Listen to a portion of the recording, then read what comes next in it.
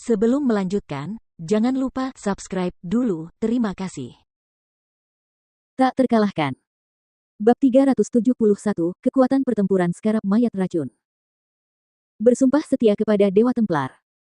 Zhao Su dan Zhang Fu menunjukkan ketidakpedulian terhadap upaya GG untuk memikat mereka. Melihat reaksi mereka, Yao San mendengus, guru kuil kami berkata bahwa tidak mudah bagimu untuk berkultivasi sampai ke tingkat ini, jadi dia cukup baik hati untuk memberimu kesempatan. Ketahuilah tempatmu dan bersyukurlah. Jika tidak, akhirmu akan sama seperti Huang Xiaolong, kematian. Zhao Su mengejek dengan nada menghina sambil menatap Yao San, mati. Berdasarkan kemampuanmu. Yao San hanyalah seorang Saint tingkat ke-6 yang tidak berarti di mata Zhao Su.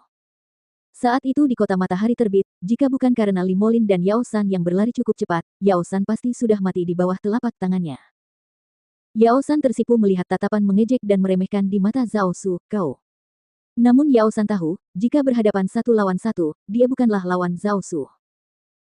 GG menyela pada saat ini, Huang Xiaolong, jika kau menyerahkan cincin pengikat dewa dan mutiara jiwa mutlak, aku dapat mempertimbangkan untuk membiarkanmu mati dengan lebih nyaman.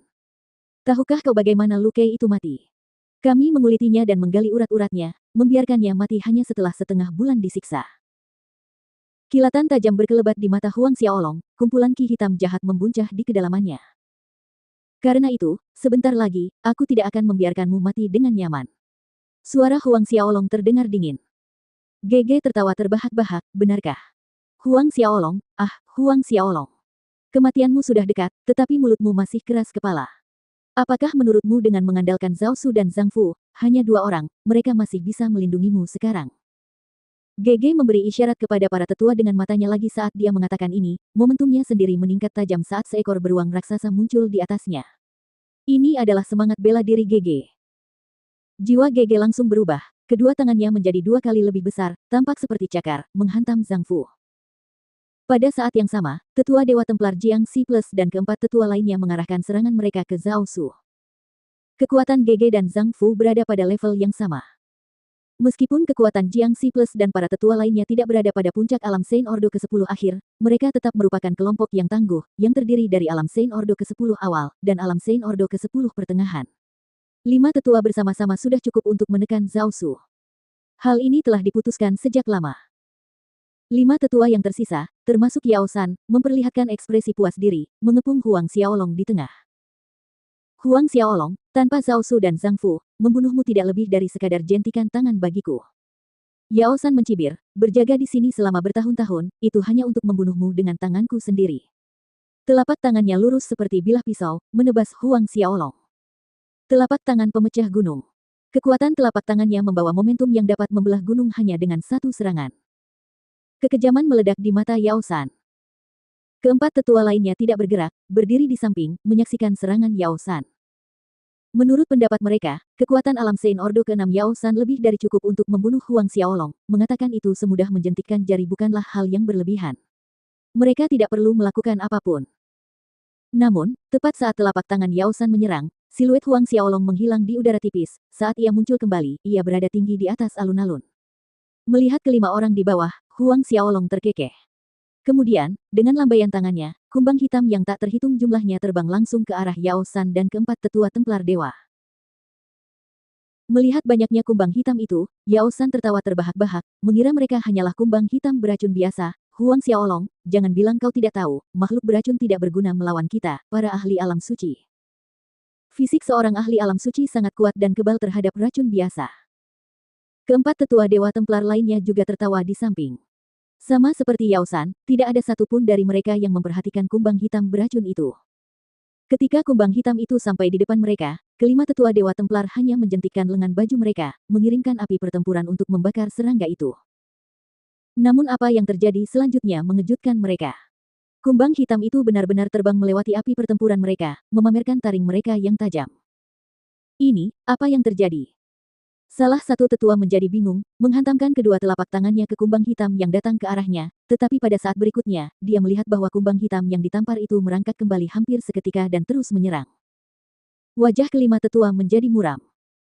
Melihat reaksi mereka, Huang Xiaolong menyeringai dingin, kumbang hitam ini adalah Poison Core Scarab yang dijinakkannya dari Origin Forest. Betapa mengerikannya Poison Core Scarab ini, dia telah mengalaminya sendiri. Itulah sebabnya Huang Xiaolong mengerahkan upaya ekstra menggunakan seni boneka kuno dan mandat jiwa untuk mengendalikan skarab mayat beracun setelah kembali dari hutan asal. Hingga saat ini, jumlah skarab mayat beracun yang dapat dikendalikan Huang Xiaolong telah mencapai 10.000. Benda apa ini? Suara marah Yao San terdengar. Kumbang hitam itu ternyata tidak takut dengan api pertempurannya, dan tidak mati tidak peduli bagaimana dia menyerang mereka. GG, Jiang Si Plus, dan tetua Templar Dewa lainnya memperhatikan situasi di sisi Yao San dan menoleh. Tiba-tiba, salah satu tetua Dewa Templar merasakan nyeri yang tajam di lengannya. Saat memeriksa bagian itu, dia melihat seekor kumbang hitam di lengannya dengan capit beracunnya yang menancap dalam ke dagingnya. Sebelum dia sempat bereaksi, kelumpuhan yang mematikan dengan cepat menyebar ke seluruh tubuhnya. Pada saat berikutnya, dia menyadari bahwa dia sebenarnya tidak dapat mengumpulkan ki pertempurannya. Tidak dapat mengumpulkan ki pertempuran. Seluruh tubuh mati rasa, tidak bisa bergerak. Matanya membelalak kaget. Dalam sekejap mata, satu persatu poison core scarab mendarat di tubuh Elder, lengan, paha, pinggang, dada, kepala, bahkan menembus telinga dan lubang hidungnya. Cepat selamatkan aku, selamatkan aku. Dia berteriak ngeri ke arah GG dan Yao San saat keputusasaan merayapi matanya. Yao San, GG, dan yang lainnya sangat terkejut saat mereka menyaksikan kumbang hitam itu menutupi seluruh tubuh tetua Dewa Templar, memakan dagingnya dengan kecepatan yang mengerikan. Selamatkan aku, kalian semua.